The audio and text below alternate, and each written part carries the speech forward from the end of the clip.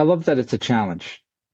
You know, I love that every day I go up and I go into an elevator and it's just something that how am I going to make this better? How am I going to, fix this or how am I going to accomplish that? And I don't know. It's hard to explain the feel I have that I love waking up and going to work. You know, a lot of people don't have that, and I'm lucky enough to say that I love working in elevators. Hello, and welcome to the Elevator Careers Podcast, sponsored by the Allred Group. I am your host, Matt Allred. In this podcast, we talk to the people whose lives and careers are dedicated to the vertical transportation industry to inform and share lessons learned, building upon the foundation of those who have gone before to inspire the next generation of elevator careers. When talent is mission critical, call the Allred Group. With industry expertise, top talent, and exceptional customer service, you need the Allred Group on your side. Your priority is their priority. Call now, 404-890-0445. From fixing cars on Staten Island to installing elevators in the heart of Brooklyn, and eventually helping shape elevator innovation overseas, Ken Hickey's 37-year journey in the industry is anything but ordinary. Today he opens up about the tough early days, the mentors who shaped him, the shift from union to non-union work, and the leadership lessons that have helped him build teams and move elevators. If you've ever wondered what it means to really grow in this business, Ken's story gives a great example. So Ken, welcome to the show. Matt, thank you for having me. It's a pleasure. I'm honored to be here. Thank you. Now I'm excited. I mean, it's been several years since you and I first connected, and Correct. to be able to have this conversation, after all those years, it's fun. I enjoy it. Good. Yeah, I appreciate it. So I did want to, kind of start at the beginning and, just, curious how you got started in elevators back in, I think you said 1988. Is that right? Correct. March of Okay. 1988. I still remember that. I went to high school for automotive. My father was an auto mechanic, graduated, went to a technical school for automotive. I was working at a Ford dealership. And, I kind of liked it, but I didn't love it. It was okay. Hmm. The girl I was dating at the time, who turned out to be my wife, her neighbor asked if I wanted to get into the elevator industry. And being a kid on Staten Island, I'm like, I don't know anything about elevators. I don't think I was ever on an elevator before. And I'm trying to rack my brain. I'm like, maybe at the mall with my parents or something. I went on an elevator. I don't know. I'm like, sure, I'll give it a shot. And I went on and I worked for Manco Elevator out of Long Island City. Okay. They made me a modernization helper. And my first job was Bushwick Houses in New York City. And here I Okay. am, a kid from Staten Island going to Bushwick Houses, and it was an eye-opening experience that I didn't know anything about. And they threw me into this environment, and it was different. It Oh, was very different. And I'm looking at these things going up and down. I'm like, what is that? What is that? What is that? And it was very overwhelming at the time. And I remember going home and thinking, what am I doing? Just go back to fixing cars. I was going to ask you that. What was your impression? I mean, when he says elevators, what was it that made you say yes? Because if you had just little to no experience with them, at least you knew what a car was. I did know what a car was. I know I didn't love it. I liked it. I still dabble in it sometimes. Sure. Uh, it was just something new. It was just a challenge. I was always a kid, that taking things apart. I remember my parents had this VCR, top loading VCR, Sure. and it ate the tape one day. The next thing I know, my mother comes home, it was in pieces. I was taking things apart. I didn't get back together, never worked again. But Sound like me. yeah, I've it done was that. always challenging. And an elevator was, you see pictures and these things going up and down. I'm like, this is something I want to do. It was, I don't know. It just seemed like it was a challenge that I wanted to accept. So, Yeah. Yeah. So that you said you kind of second guessed question, like, what am oh, I for doing? months. Oh, I was going to ask you, Oh, yeah. how long did you like shake your head and just go, what am I doing here? This is Oh, it had so to be the foreign. first 2 years. Wow. Oh, Okay. yeah. Yeah. Because, I was a helper. Uh, Yeah. it was very, very, it was hard. I was back in Sure. the late 80s, early 90s. It was, I was dirty, it was filthy. Sure. I was driving here, driving there. There was a lot going on. So the first 2 years were very challenging. And once I started, I didn't want to quit. My father Sure. sat me down. He was like, you know, do you love it doing it? I'm like, I'm getting there. He's like, just stick it out. I was going to union school. He's like, Sure. finish that, and then you decide what you want to do. So I'm glad for that little bit of advice that I got. So And, it sounds like wise advice, right? You at least get the experience enough to know what it is you've got, right? right, At least go long enough that you can make an informed decision, I guess, is what I'm right, getting at. right. I just didn't want to start a couple of years and then stop it and then go back to this and then realize, well, I didn't really love this, but maybe that could have been something, and that opportunity would have been lost. So For sure. For yeah. sure. So what was it that really finally clicked for you in the elevator space? Well, so they had moved me out of, I was still in modernization, but they moved me Mhm. to the private sector. So I was doing a modernization at NYU University. Oh, And my mechanic at the time was a gentleman named Jim Dunnigan. He was your typical old school elevator guy. I remember one time we were eating lunch together and supervisor showed up and there's three other teams. So you got like 6, 7 guys in one room eating lunch and you join in a conversation and it was about sports or whatever we were talking about. And he looked over next to me and he was like, Laddie, help should be seen, not heard. Like, don't talk. wow. And Laddie. Laddie, that's what he said. And I'll never forget that. But he taught me so much. Where some mechanics were doing the work and I was watching, he made me do the work. He made me learn. He made Cool. me watch this and he explained, this happens, but why this happens. This happens for a reason, we're moving this elevator, we're moving it up 2 floors for a reason. So that really where I developed a passion, why I wanted to be more like him. Right. So he brought me there. So How long did you work with him? I was there. I finished my apprenticeship with him. Okay. Yeah, I was with him for 2 years. Yeah, yeah, yeah. Yeah. That's awesome. So you mentioned, obviously going to, um, to union school and Right. finishing your apprenticeship. And it sounds like you probably finished up your license. But then you told me about kind of a tough experience that ultimately pushed you towards non-union work. I'm curious, how did that decision change your path, your career? Well, I had switched unions and I wasn't really happy in the other union and it wasn't it just wasn't a right fit for me. And Okay. the people around me, the management that was there, and I had other opportunities, other companies in the non-union that I did take advantage of. And I just thought it opened more of a door where I can not just do maintenance or I could just not do modernization, where I can do management or I can do some engineering work or I can do sales of the elevator, the more customer aspect of it. And I think it just broadened my horizon totally in the elevator industry. So So tell me a little bit more about that. Just you broaden your horizons, just give you're saying more opportunities. more Is that knowledge, more correct? opportunity.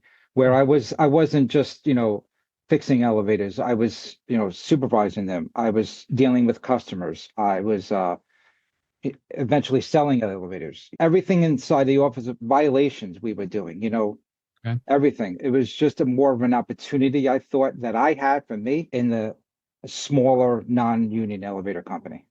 Interesting. Well, I mean, you talked a little bit about that once you made that switch, that in particular, working at JG. I mean, you told me about like designing elevators, which is Yes, a different it's track altogether. yeah. We weren't, totally designing elevators. So at the time, MRL elevators were really coming popular. Otis had Okay. them, Thyssen had them, and the market in New York City was very non-competitive. It was the only non-proprietary equipment was a global Tardif equipment. Mhm. So we were installing LG Otis elevators, and that was a package from South Korea sold through Mm. Semco Sure. in Pennsylvania. And they wanted to develop to get into the MRO package. Well, we had went to South Korea, a couple of us, was there 6 weeks. Cool. They had owned now I'm going to say the name of the city, Dongjeong City. I'm not I'll sure take your word that's, for it. it's a long time, I knew like three words in Korean and I totally lost it. So, uh, we had developed, they had developed an MRL elevator and we had kind of like made sure that we wanted to make it New York City approved. Mhm. So we brought our experience with what, New York City was needed to be approved to them, and we merged it together. And then we presented it to the New York City Department of Buildings. For an entire week, we went there with paperwork, engineering that we had, and we wanted to install it. And they approved the package, they approved our drawings. 16 weeks later, we installed one elevator in Williamsburg, Brooklyn. 6 weeks after that, we had six Department of Building inspectors with an acceptance test for 2 days expecting this elevator. Wow. And it passed. And Awesome. that it was great. It was wonderful. And all the fruits of that just came to this. I didn't think it would ever get done. I didn't think there was a chance that we were going to get this done. We were just a bunch of misfit guys from New Jersey, New York, going into Korea and developing the system that New York City would later approve. How did that come about? I mean, the opportunity to go to Korea for 6 weeks, how did that experience even come up on the radar and say, hey, let's buy tickets to Korea? I mean, I'm just curious. What was that? So the company HM Tech Mhm. was early, it was LG Otis. And then Okay. they bought the LG Otis part of it. Okay. And they really wanted to break in. They were selling packages in Puerto Rico and Canada, but they wanted to break into the Northeast market. That's Okay. where, a lot of the elevators being sold. And since we had a connection through the LG, we had a Okay. couple of guys with us from South Korea. Okay. So that was really our connection to the gentleman. His name was Mr. Lee in South Korea. So he came here. We met him. We met his wife, and we took him around. We showed him what we wanted to do. We showed him what we needed, and then we went back there and we worked with him. The struggle was communication. I'm sure. Can't imagine. Yes. Sure. So once we overcome that with people who could speak English, because there was no way we were learning, Korean, and there wasn't Google, like you could speak a phone back then, interpreter, that wasn't happening. So once we overcome the obstacle of communication, then it just kind of just snowballed, and we just kind of worked together. Gotcha. Gotcha. So it sounds like LG Otis had a product, but maybe it just wasn't It wasn't MRO. certain. It was just an overhead traction elevator. So Okay. we needed to develop an MRL Gotcha. Gotcha. So that's what you were doing for those 6 weeks, and then obviously you had to come back, get it approved, and then get it installed. inspected and Installed. installed, Yeah. and Yeah. yeah, It was it interesting. was challenging. Now it's throughout the city. So there's a company now that sells it as a package throughout the whole country. So Right. it's come a long way. It's really a great product because when it comes off, if anybody's buying an elevator, it comes from this vendor or this vendor or this vendor. This comes off a container. So everything's one. Every nut and Interesting. bolt you need is in that container. Oh wow. Yeah, Controllers, everything. everything, Not everything. just a package of, like you No, say, different parts. it was And you, challenging, but it was great. I mean, that sounds like a very intense learning experience. A little bit scary to Very. pour whatever time, effort, money into it, and kind of hope it pays off, right? Yeah, the scariest part was meeting with the Department of Buildings. It I'm was sure. because there was an intimidating bunch of people, and they're inspectors, Sure. and they're going through it, they're playing like their cards. They're like faces, like you don't know if they're like it, you don't know if they're accepting it. Just and then once they came back and gave us the seal of approval, it was I'm like, wow, That's awesome. yeah, I mean, they got a big job to do, right? So, I mean, yeah, they have to, yeah, make sure that it's yeah, safe. Yeah, yeah, yeah. So you said that once you kind of got that approved and you were doing like 25 installs a year with a small non-union shop, and to me that sounds intense. What? How did you keep that pace, that workflow up? I mean, it sounds like you were just kind of go, go, go, go, go. we were. It was a booming time, so at the time in Brooklyn, Queens, the Mhm. Bronx, Manhattan, they were ripping down a lot of these old vacant buildings. They built up a lot of apartments. So there was a lot of opportunity. There was everything Right. going on at once. Gotcha. So we became efficient at getting a setup, getting stage one in, then getting stage two in, and keeping track of this. And then the thing that would slow us down was, sometimes the buildings didn't keep up. For sure. So it was once we had a momentum, it kind of all fell into place. And the people in the field were excellent, Sure. excellent. And we got efficient at getting stage one and getting stage two in. And once we became efficient at that, it all just kind of like meshed together. That's awesome. So was it all new install or did you do some mods with this as And it well? was all new install, Okay. which, new install is easier than mod.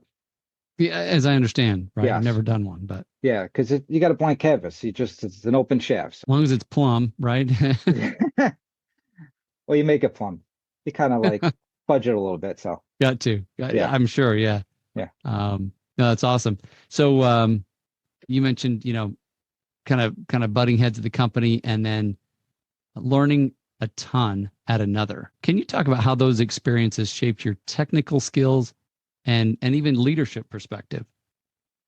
The company I learned it obviously was GGL, right? I learned a ton. And then my consolidated elevator I was at for a while. And my leadership skills really took off then because I walked into a company that it was established, but it just needed a direction. So I wanted to give that company more of an identity, Hmm.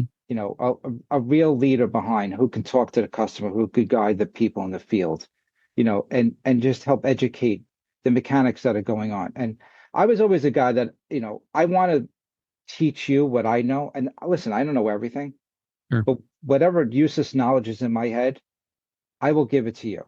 And I have a Right. ton of useless elevator knowledge in my head. And I really wanted to give that out. And the owner really gave me the tools to make that happen and really trusted me to kind of take over and gave me the reins of, here it is, here's your maintenance department, your repair department, and kind of go with it. So I'm really thankful for that. Yeah. Tell me how, just kind of let's peel that onion just a little bit because I think leadership is something that, it's not cut and dried. It's, there's obviously some art, some Mhm. nuance. What would you say was the most critical lesson you learned about leading others? It's listening to everybody, and everybody's an individual, and Sure. and nothing's a cookie cutter way of dealing with people, and Mhm. and realizing that work is work and home is home, and trying to mesh that together was the most difficult aspect of it. And realizing you're talking to one person and you don't know what they're going through, Right.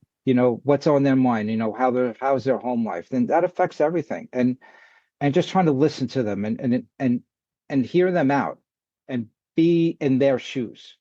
Right. So, but realize that, we come here and the job does have to get done. Right.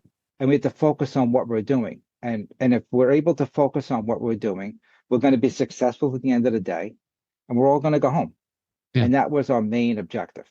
So, For sure. For sure. Yeah. It sounds like, and what I'm kind of taking away is that yes, obviously the work is important, but you got to get to know somebody enough and they got to know you care about them enough that, hey, if things are breaking down at home, we need to talk about it. Or, you need a safe place, safe person to be able to share some concerns or some issues or whatever. Because to your point, everybody's not only individual, but, we're all people. We all have lives. We all have concerns. And to me, we go to work to try to take care of our lives, not mhm, the other way around, right? right. It's like just kind of keeping those priorities straight. Yeah. Uh, I just wanted to tell them that, you know, if we just act as a team, we just tell each other what's going on. If something's affecting you at home, it could affect you at work. And this is an industry where things could change in a moment.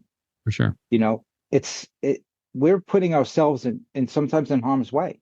Well, Sure. you need to focus on what you're doing. If we can't focus on what we're doing, then being there in that environment is not the right place. Yeah, yeah, yeah. You put everybody at risk, right? Yourself, your coworkers. I mean, you got to have The your head in general the public. game. Yeah, Yeah. yeah. Yep. Absolutely. Hey, everyone. Thank you for listening. This is Matt with a brief message from our sponsor. The Allred Group has been recruiting elevator industry talent for over 14 years. If you are looking to grow your business and hire great people, contact the Allred Group at allredgroup.com. That's ALLREDGROUP.com, and talk with Matt and his team about how they can assist you. And now back to the show. So you said you talked about some industry change and that it changed a lot when you started, and especially when it comes to training, mentorship, daily operations. What are some of the biggest changes that you've seen? Listen, I'm going to sound like an old fuddy-duddy right now. The biggest change is the cell phone. Interesting. Okay. All right. It is such a distracting device. It's something that just takes, you're on top of an elevator, you're in the motor room, and you hear that beep beep or you hear the text tone going off, Sure. and you pick it up and then you're focusing on that, and you're not focused on what you're doing. I've done it. We've all done it. Sure. It's just something that can change at a moment's notice. And you tell yourself that it's like, I try to tell everybody, it's like driving a car, you know, don't text while you drive. Right. Don't text while you're working. For me, it's a great device to have because it leads to this industry where you need help. I can call Right. somebody. Right. Now there's these Facebook groups where you can just go online and see, I have a code 77. What does that mean? You can see what's going on. Right. And it's a great tool to have. And it's like a double-edged sword. It can cut you at the second. So, Yeah, and I hear you because I know of software. There's all kinds of information you can access, even beyond calling your buddy, right. right? And some of the software is even for the business is on your phone, right? That's Phone. how you Right. tell them what Mechanics you've done. And nowadays sure. are being dictated about where to go on their phone. Their Yeah. phone's telling them your route. You have to go to 123 Main Street, then you're going here. Yep. And the phone is a necessity at the Yep. time, but we really have to get a balance of it. It's a good point. Have you seen? I'm guessing you have, but tell me about some experiences where you've seen a phone actually be a safety hazard. I went to a mechanic once, and I knew he was falling behind because someone was calling me complaining about, certain maintenance aspects that weren't going on. And I went upstairs, I went into the elevator room, and he was sitting on the bed plate of the machine with his headphones in, and he was watching a movie. Oh, wow. And I just tapped him on the shoulder, we got to go. So we brought him back to the office. We had a talk, we wrote him up. Uh, and I just explained, I'm like, that, first of all, that just doesn't look good. Sure. If somebody else walked into the elevator room, these people paying money for you to do quality maintenance. And here you are sitting there watching a movie. Wow. You could have got hurt. You could have hurt somebody. Just don't be there. Put the phone down. And that was really the first thing that I saw. And then the next week, we had a whole discussion about cell phone use at work. Yeah. That really, it scared me because I thought something could, I didn't want him to get hurt. I didn't want anybody to get hurt. It's For just, sure. that made me nervous. So, Yeah, certainly the time waster. Yeah, but if you're so far removed mentally from what you're doing, yeah, who knows what could happen, right? right, You're just not paying attention to your right. surroundings, moving parts, moving pieces, high voltage electricity. I mean, anything could happen. So Anything could happen. yeah, Anything. It just, the ideas that were running in my head that, oh my God, this could happen, that can happen, just made me a little scared. So, absolutely. I mean, it takes certainly, just discipline to say, okay, this is a tool, but I need to be disciplined about when I use it, when I don't use it. correct. If I need information, then I need to be somewhere safe and maybe use it to get that information, but then I need to shut it off and get my head back in the game. Right, right. Yep, And it's not understood. as easy as it sounds all the time, but Yeah. So you told me that Champion is the best company you've worked at, and I'm just curious what makes it stand out from the others over your 37-year career. I was at Consolidated Elevator, and Consolidated was coming to the end. They were being purchased by the American Group, Okay. and I made the decision to come to Champion. And it was funny when I was leaving at the time. A good friend of mine who works at the office, she says, you're going to go drink the Kool-Aid at Champion kind of thing. And I'm like, no, no, no, no. I'm just, I'm going to work there. And I texted her a picture of me drinking a purple Kool-Aid 6 months after I came in. I'm like, this is the best company I was ever at. I'm like, I do surveys and quality control here. So Okay. if you're a customer and you call up and you're like, well, I'm thinking about I'm switching my maintenance company. Well, I would come, or one of the other two people from Champion would come, and we would do a soup to nuts survey of your device, top Okay. to bottom. I'd ride the top, I'd look underneath, I'd walk floor to floor, everything. I check everything because I want to make sure that if I put my name on something, that Champion doesn't get caught saying that they would take care of something that wasn't taken care of. Hmm. I send that full report with an email to Champion, to the sales department, to the repair department, and they listen to what I have to say. They take my advice. And they're like, well, so these ropes don't look great, but 3 years from now they're going to need changing. They listen to me, and it's not that other companies haven't listened to me. It's just I feel like this the sales team is working with me, the repair department's working. I, I feel like they value my opinion a lot, and I like that. So No, that's awesome. And not to put anybody down at all. I like highlighting what works, what what is successful, and I mean if it's something as simple as, hey, I feel valued, I feel listened to, I feel like my input counts for something. That's huge. it is, and you ask everybody a champion, you're going to get different answers. I understand that. I've been For around a sure. long time, but if you ask me about it, this is one of the better companies out there. Awesome. No, that's great. I'm glad you found some place that you I feel valued, heard, listened to, and that your experience, your insights really matter. So, just kind of looking back on the beginning of your career, you said you grew up on Staten Island, didn't know if you'd even ridden an elevator. How do you reflect on that now, having spent your whole career working on them? I love it. I love every day of going to work. It sounds weird. It sounds geeky. I love the challenge. I love walking into different buildings every day. You see the different elevators, seeing Mhm. how they work. No 2 days are the same in this industry. Every day's different. You don't know what you're going to walk into, and it's just a challenge. It's just there's nothing more than I love than I walk into a building, do a modernization survey, and right away I'm looking, well, how are we getting it up there? How are we getting the elevator out? You know, how is this button coming off the wall? How are we going to lower this button? What's behind that wall? And what's in this door? How are we going to get this door off the track? And all these things are going through my head, and I just I just love it. And I write it all down, and I go to these places, and then people are like, what are you doing? I'm telling them how to do this and telling them how to do that. And he's like, that's the office problem. No, that's my problem. I want to give them as much information as possible to make them succeed. You know, Right. if Champion picks up this project, then we do better and I do better. That's how I look at it. Yeah. It's And I think it's great it's that you take that kind of ownership, right? That it's not just somebody else's problem, but hey, we're a team. We're going to do this right, together. We're going to win right. together. We're going to succeed because we're all given just a little bit more to make this sure that this happens. I love the camaraderie in this business. I have people who I've worked with for 10, 15 years, and we call each other up all the time. And like, hey, I got a problem with this, or I got a problem with that. And, I walked into a Kone controller before the other day. I'd never seen this thing before. Hmm. I knew I called up and I'm FaceTiming and I'm like, what is this? How does this work?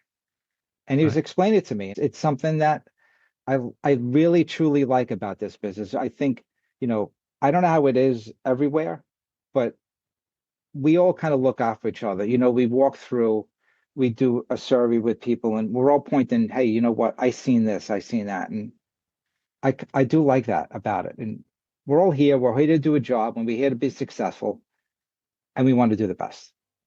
What it reminds me of is it's kind of like that old saying, it takes a village to raise a child. And what you're bringing to mind is that it takes a village to take care of elevators It because does. no one person has all the answers. And No. so as a village, we're having to come together, ask each other, you know, show each other what I'm seeing and listen to what they're seeing. And as a whole, we can make it work. But if it's just Yes. up to one person, it's not going to work. No. My job and everybody's job is to educate everybody about what we know. Right. Me holding all this knowledge in isn't going to do anybody any good.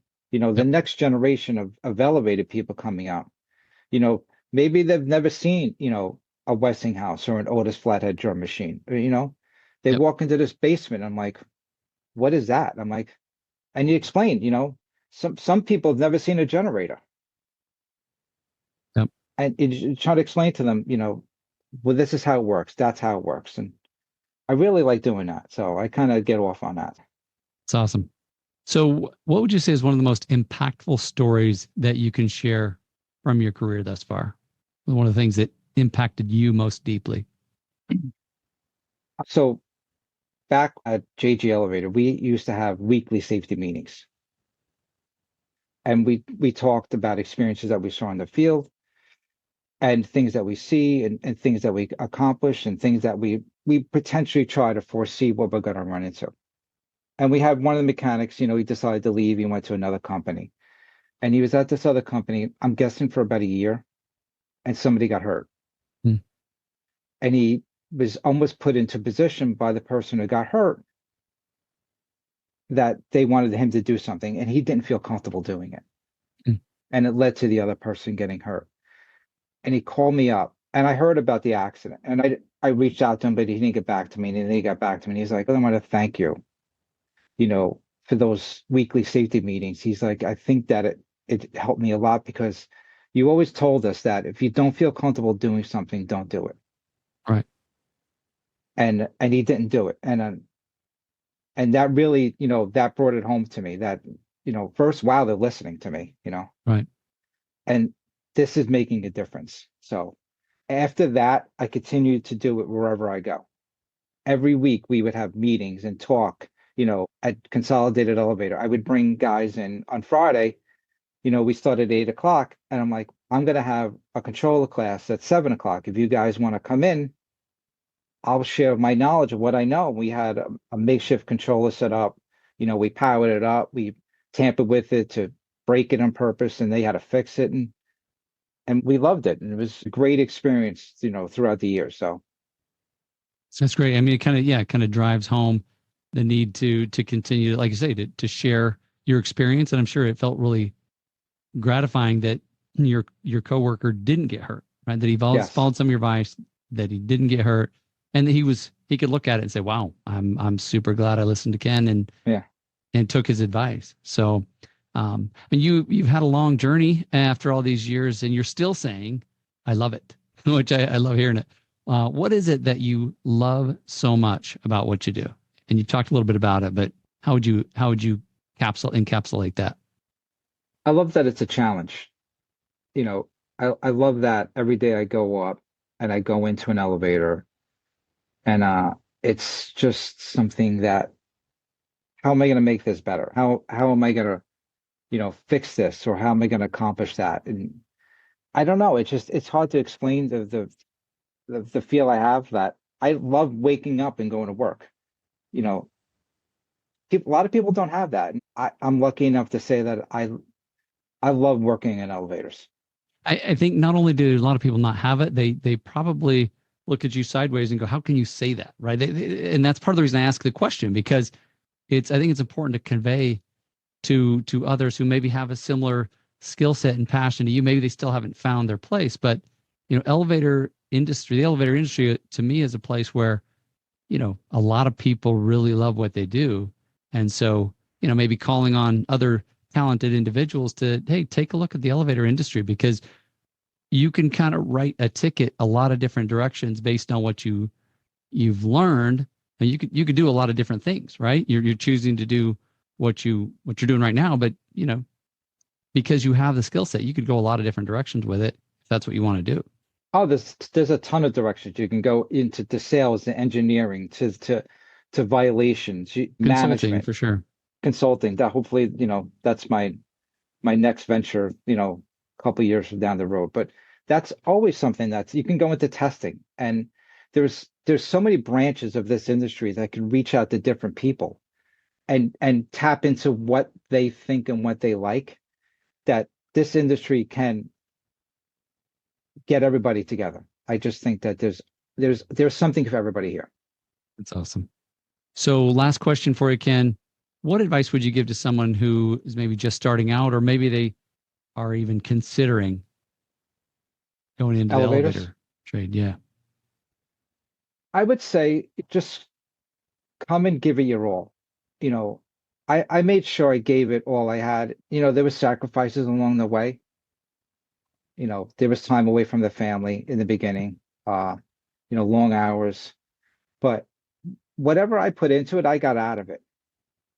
I, I, I put a lot of effort into this. And I think if you put a lot of effort into it, if you're really passionate about whatever you're doing, just put effort into something that you're doing and you're going to get something out of it. If you don't put anything into this, you're just going to go from here, there. You're not really going to make a career out of it. It'll be just a job, just a paycheck. We used to say Yeah.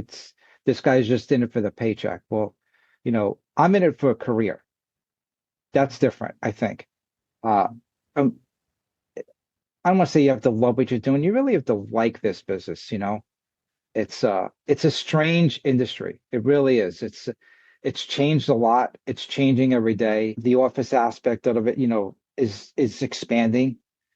Right. Back in the 80s when I was there, I hate to say this, there wasn't any women in the office. They're in the field now. I think it's wonderful. I tried to get my daughter here.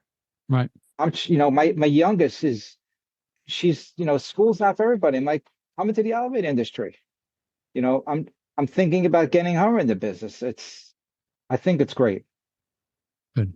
Good. And it sounds like what I'm taking away is that if you put your heart into it, Good you're gonna things will be happen. rewarded You greatly. will be. It is a rewarding business, not just financially. It's just you see something that you can take care of and it's working. It's a functioning device moving people safely through a building. That when I walked into this building, there was either nothing there or it wasn't working. And now this device is actually working and doing the job it's supposed to be doing because of me. There's no better feeling than that. So Awesome. Ken, thank you so much. I appreciate your time. Glad we could talk through this and stay safe out there as you continue to build your career. thank you, Matt. I'm sure I'll be in touch. I'm honored to be here. Thank you. Thank I you. can't express my thankfulness enough. Thank you. Thank you for listening to the Elevator Careers Podcast, sponsored by the Allred Group, a leader in elevator industry recruiting.